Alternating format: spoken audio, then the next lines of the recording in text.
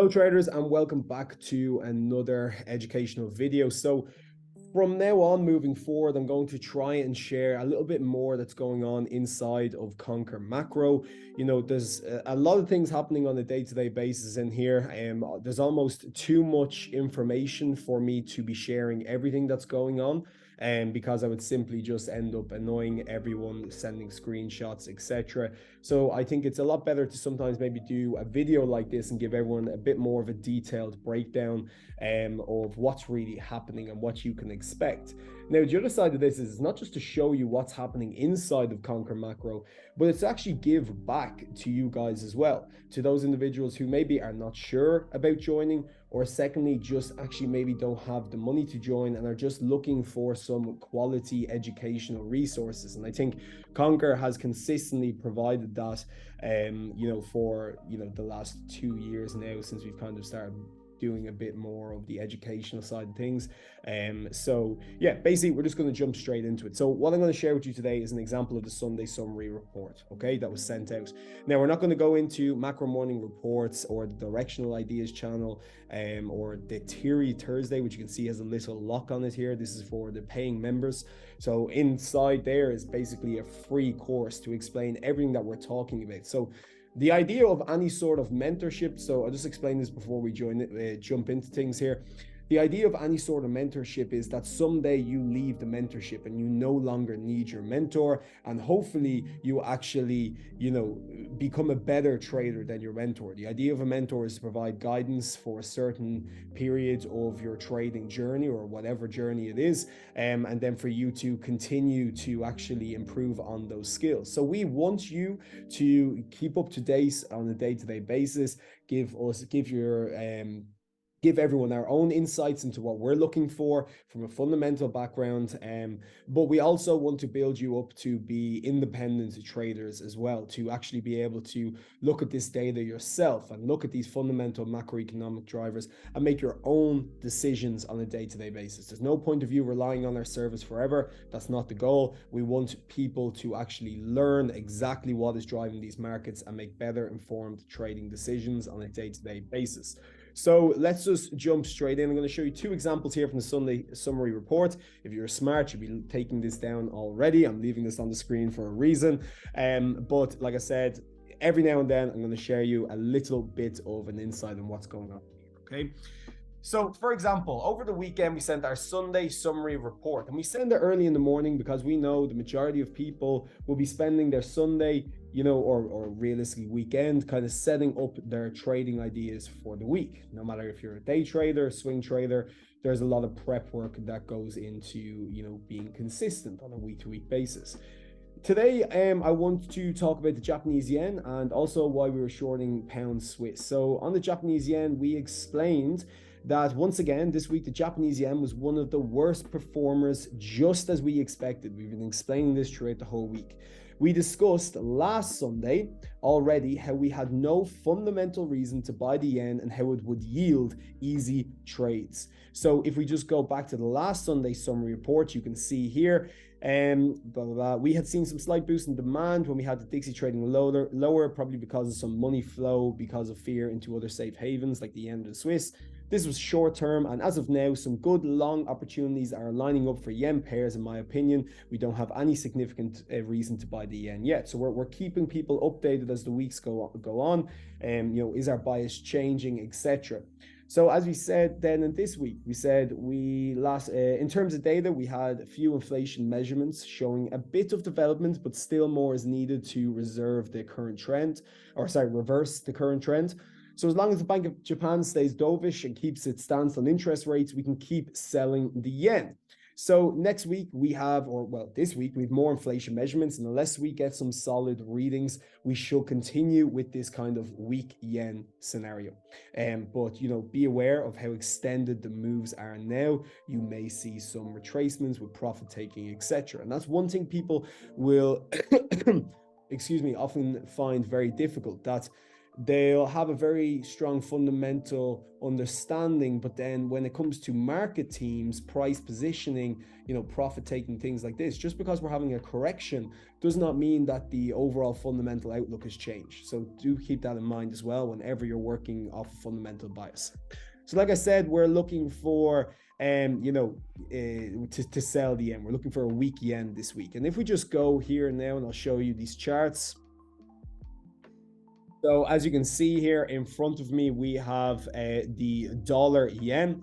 And you can see straight out of Asia, we had initial liquidity grab down below, and now we are heading to the upside, basically filling in all of this space. And the beautiful thing about understanding even the basics of price action is that when we have space like this, the market usually gravitate towards these areas, or at least when they're actually moving in the direction, they will kind of mirror the price action to the left-hand side. Similar to how we've seen here, if you look to the right, we had some very clean movements. Now we had this very clean space here. The market is moving with a lot of momentum, providing some amazing opportunities in London if it fits your plan for an overall long opportunity here.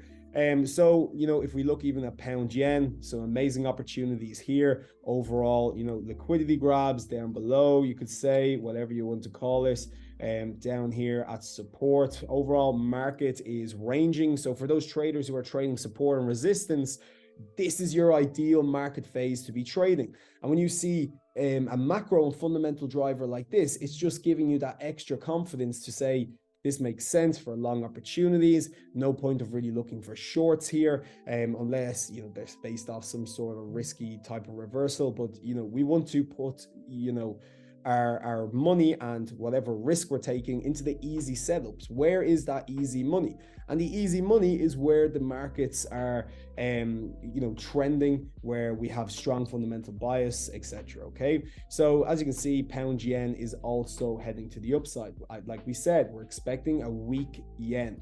Then even euro yen, just another example, we can see here we've had a very strong movement to the upside. Once again, very clean price action here, clean candles, and that market's moving quite swiftly to the upside. Once again, ranging as well overall. So for anyone who just likes basic support and resistance, ranging markets are going to be your best friend. You're trading from the high, the low, and overall you're looking to trade in the fundamental direction. When you're trading with an understanding of where that fundamental direction is, you're going to be able to add more risk into that trade, bet larger, with a lot more confidence. Okay, so just to give everyone here a breakdown. So I think there are just a few yen examples I have. I can get a few more up as well. So we can have a look at Aussie yen here. And we can see that is moving to the upside here today as well. A few more. It's just to show you the power of fundamentals here.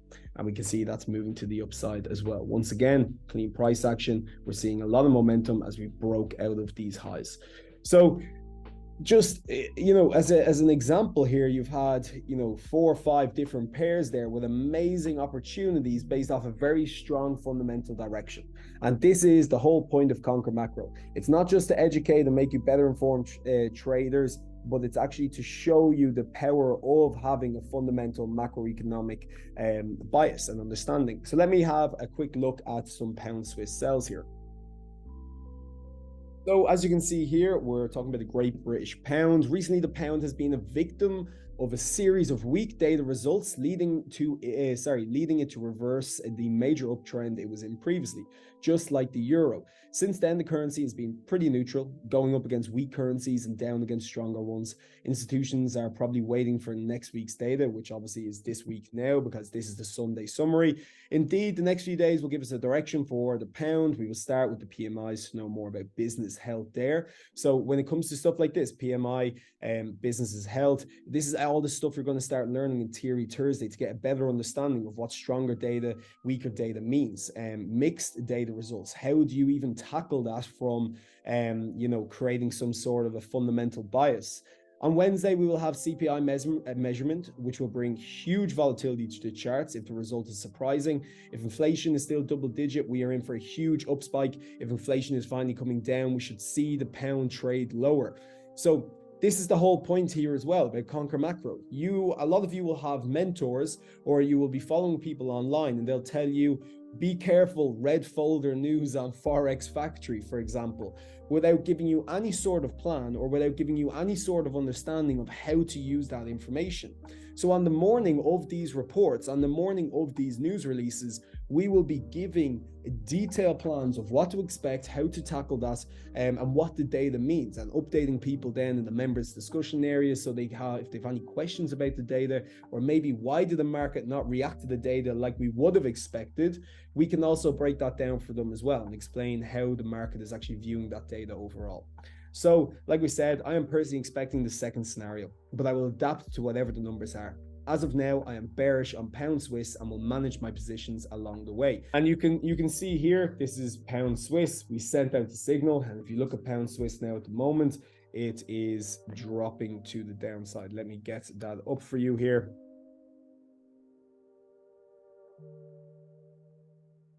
And as you can see, we've had a pretty strong down movement here. This isn't because of an order block, a trend line, a moving average. This is strong fundamental and macroeconomic drivers. So overall, guys, I hope you enjoyed this video. I hope you enjoyed this quick update of what is happening in the Sunday summary report. We'll keep you guys updated with any other stuff that we have, any other free content that we can share for you guys. But if you are interested in joining, there is a 3-day free trial. You can cancel anytime. It's about getting in, it's about learning something, it's about becoming a better informed trader and making better trading decisions. You are not in the game of taking trades, you are in the game of making good decisions. And don't forget that.